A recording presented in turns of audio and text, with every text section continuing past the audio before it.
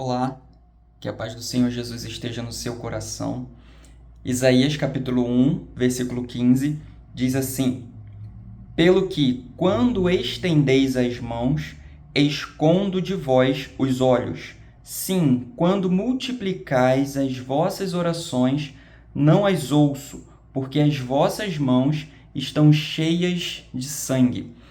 Esses primeiros versículos do livro de Isaías são bem difíceis porque é um confronto que parece não ter fim. E a verdade é que ninguém gosta de ser confrontado, porque o nosso ego, ele é muito ferido. É muito normal nós ficarmos na defensiva e tentarmos nos justificar quando recebemos alguma crítica. Mas como nós vamos nos defender quando essa crítica vem do próprio Deus? A situação é tão séria que não adianta levantar as mãos nem multiplicar as orações se no seu interior não houver arrependimento. A nação de Israel estava mergulhada no pecado. Eles eram culpados por Deus estar se recusando a ouvir as inúmeras orações deles. De nada adianta você tirar 2 ou 3 horas de oração todos os dias, se você ama o pecado e tem a intenção de continuar pecando. E estar com as mãos cheias de sangue se refere à quantidade de pecado que o povo estava carregando. Era essa iniquidade que impedia que as orações deles fossem ouvidas. Esse é o tipo de coisa que a gente não quer pensar. Mas será que existe alguma iniquidade que tem feito com que Deus não ouça as suas orações?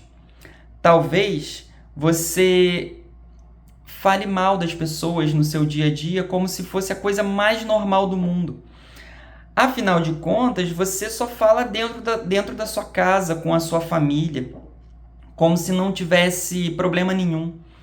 O cristão já tem até alguns jargões assim, olha, eu tô dividindo isso aqui com a minha esposa, tô dividindo essa informação com meu irmão. Enfim, você pode estar sendo um maledicente e nem percebe. Em vez de você aproximar a sua família de Deus, você está afastando cada vez mais. Até que ponto nós podemos comentar com as pessoas mais próximas a nós tudo aquilo que vem à nossa mente com esse pretexto de que estamos apenas dividindo alguma coisa? Dividir se tornou uma palavra muito sutil, um eufemismo, para substituir a palavra fofoca ou maledicência. Mas isso é só um exemplo, tá? Talvez você consiga parar para pensar na sua vida e identificar os detalhes que podem estar te afastando de Deus. Quem sabe são apenas pensamentos? Eu entrei nesse assunto porque o povo de Deus gosta de ouvir e eles gostam de ouvir que Deus não está respondendo alguma oração nossa porque Ele está em silêncio trabalhando. O povo de Deus é assim. Se Deus não está respondendo é porque Ele está em silêncio, Ele está trabalhando ao nosso favor. Não é isso que a gente gosta de ouvir? Mensagens sobre o silêncio de Deus naturalmente fazem muito mais sucesso do que palavras duras, como essa de Isaías, que deixa claro que muitas vezes Deus não ouve as nossas orações porque estamos em pecado. Isaías não estava criticando o ato de orar por si só. A oração é o meio de comunicação que usamos para falar com Deus. Perceba que o problema aqui não era a falta de oração, mas a falta de um arrependimento sincero. É por isso que nós não podemos medir a espiritualidade de uma pessoa baseado no tempo que essa pessoa gasta em oração. Mas certamente uma pessoa que despreza a oração não vai conseguir se aproximar de Deus.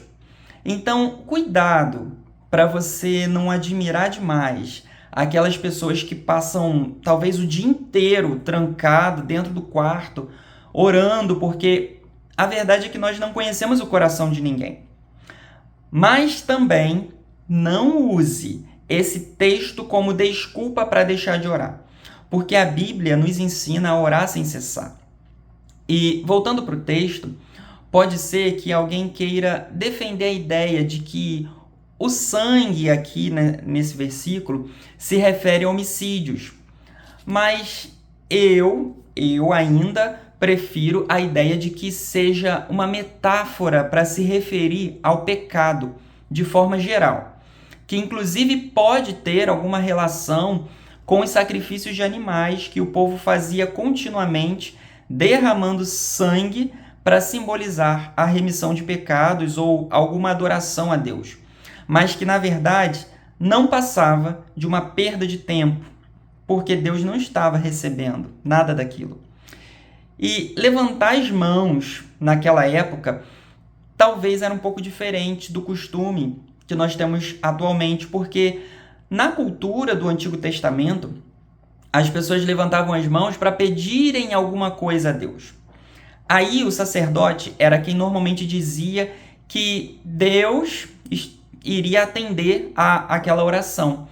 Mas aqui no texto, esse gesto de levantar as mãos cheias de iniquidade fazia o Senhor desviar o olhar e ignorar aquela súplica, porque ele estava cansado de ver o povo fazendo tamanha encenação. Atualmente, nós temos mais um costume de levantar as mãos em sinal de adoração a Deus. Mas o princípio divino é o mesmo. Deus não recebe a adoração de quem ama o pecado e deseja permanecer no pecado.